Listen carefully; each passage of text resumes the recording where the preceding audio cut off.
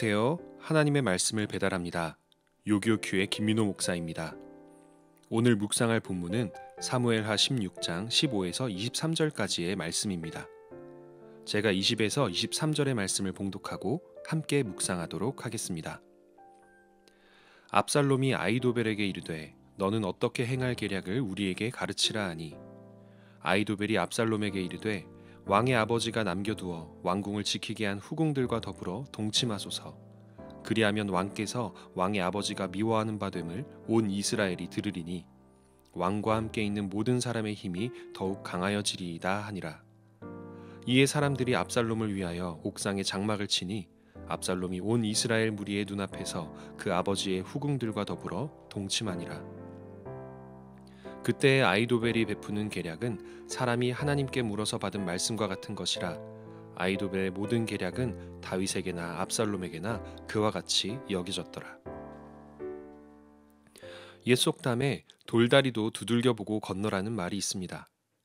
튼튼해 보이는 돌다리도 안전한지 한 번 더 확인한 후 건너라는 이 속담은 내가 아무리 확신하고 있고 잘 아는 일이라도 신중하게 고민하고 결정해야 실수가 없다는 것을 뜻합니다. 그런데 그리스도인이라면 돌다리 앞에서 두들겨 보기 전에 해야 하는 일이 하나 더 있습니다. 바로 하나님께 기도하는 것입니다. 사람이 마음으로 자기의 길을 계획할지라도 그의 걸음을 인도하시는 이는 여호와시니라. 아멘. 잠언 16장 9절의 말씀입니다. 맞습니다. 우리는 우리의 생각과 고민을 통해 어떻게 살아가야 할지를 결정하지만 결국 그 모든 일들을 이루시는 분은 아버지 하나님이심을 우리는 믿습니다.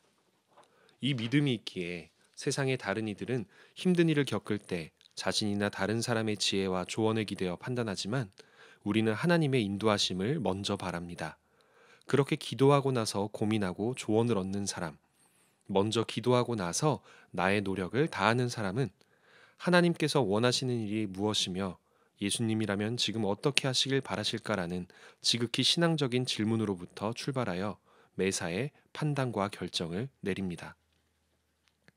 왕궁에 들어간 압살롬이 만약 하나님께 의지하는 사람이었다면 또는 압살롬에게 하나님의 마음으로 조언해 줄 수 있는 사람이 있었다면 과연 어떤 조언을 해 주었을까요? 생각해 보건대 가장 먼저 압살롬 왕자님, 당신은 하나님께 정당하게 기름 부음 받은 왕이 아닙니다. 라고 하지 않았을까요? 아버지 다윗이 하나님께 기름 부음을 받아 정당한 왕위 계승자로 선택받았고도 사울을 피해 도망 다니는 내내 하나님께 기름 부음을 받은 왕을 해칠 수 없다며 공격하지 않았던 것을 압살롬에게 말해 주었을 것이라 생각합니다. 하나님의 뜻은 반드시 이루어집니다. 또한 그것을 반대하기 위한 인간의 노력은 허망할 뿐입니다. 이 사실을 압살롬이나 압살롬 주변에 있는 이들, 예를 들면 아히도벨이 알았다면, 그리고 그와 같은 진실된 조언을 해줄 수 있었다면 어쩌면 압살롬은 자신의 분노나 욕심을 내려놓고 아버지 다윗과 화해할 수 있었을지도 모릅니다.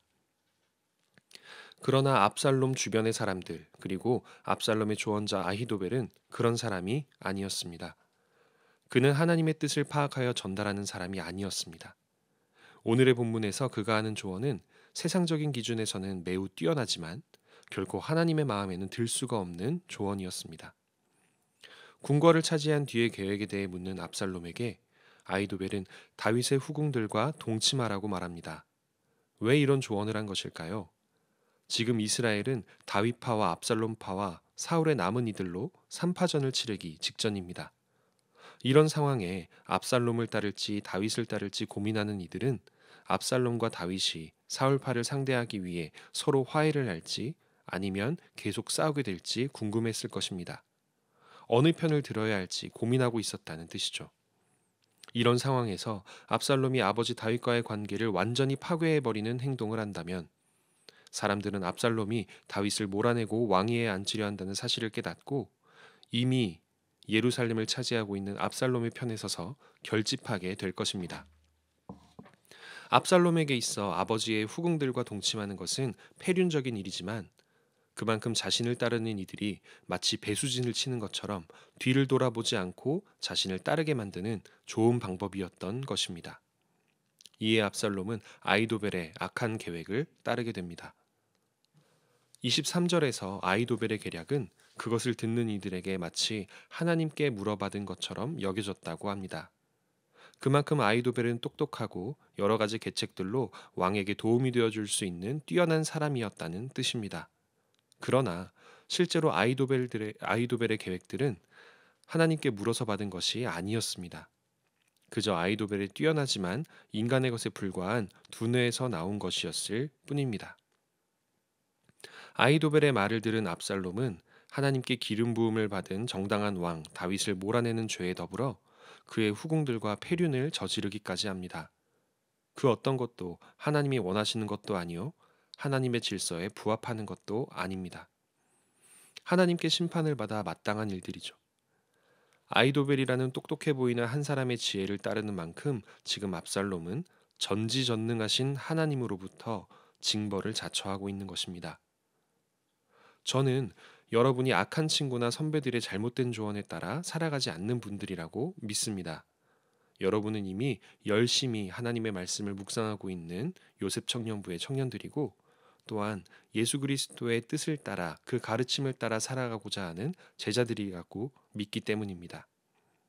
옳은 일과 옳지 않은 일을 구별할 수 있는 분별력은 여러분도 분명히 충분히 가지고 계시고 또한 그와 같이 노력하고 계실 것입니다.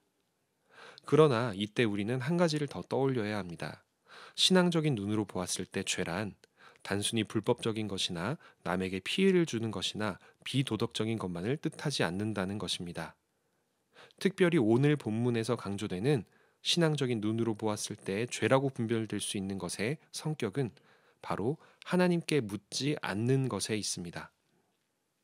내가 잘 알고 있고 잘 판단할 수 있다고 믿기 때문에 또는 지혜로운 사람의 조언을 구할 수 있기 때문에 하나님께 기도하고 그 다음 노력을 시작하지 않는 것입니다. 우리는 인생의 중대한 결정을 앞두면 최대한 많은 사람들의 조언만 구하려 노력하고 내 짧은 경험이라도 바탕으로 삼아 열심히 고민합니다. 그러나 이 모든 노력 이전에 해야 하는 일은 하나님께 주권을 의탁하고 인도하심을 구하는 기도입니다. 내 생각과 결정을 하나님께서 주관해 달라고 부탁하는 것이 우선입니다. 러시아 격언 중에 이런 말이 있습니다.